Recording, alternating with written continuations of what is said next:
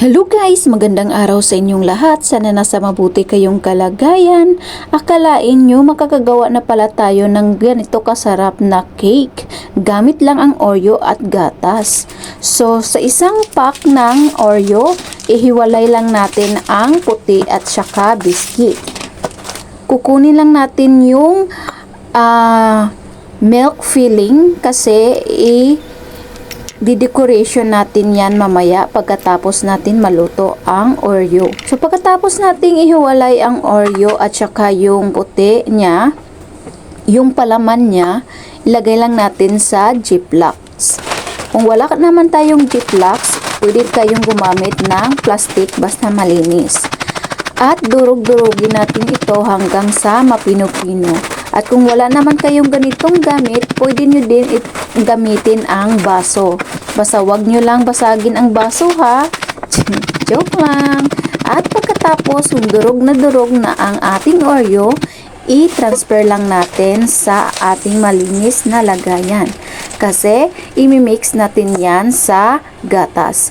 So, naglagay pala ako dyan ng 1 1/2 cup na fresh milk. Pwede din kayong gumamit ng evaporated milk.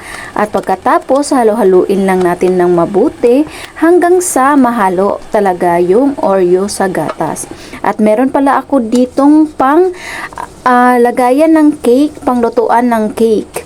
At lagyan lang natin ito ng oil at saka baking paper.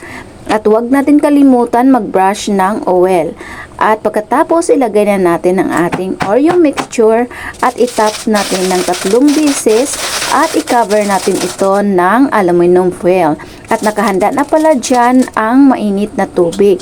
At i-steam lang natin yan to 40 and 45 minutes. So, after 45 minutes, okay na ang ating Oreo cake.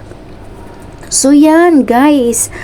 First time kong itong ginawa at perfect ang pagkagawa ko.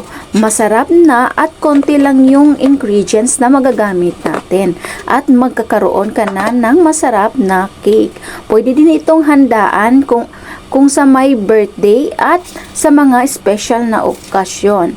At dyan na nga guys, inilagay ko na yung milk filling, yung palaman sa Oreo. Pwede din ninyong lagyan kung anong gusto nyo. Pwede ding cheese, pwede ding powder sugar, pero yan na ang nilagay ko kasi tipid ako. At meron dito akong nips.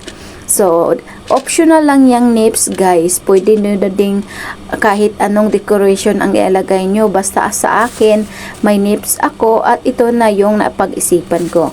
At yung nasa itaas pala guys ay additional Oreo pala yan. So, ito na guys ang aking steam Oreo cake. Napakasarap at kunting sangkap lang ang magagamit. So, ano pa ang hinihintay nyo guys? Gawa na din kayo. Bye guys! Maraming salamat!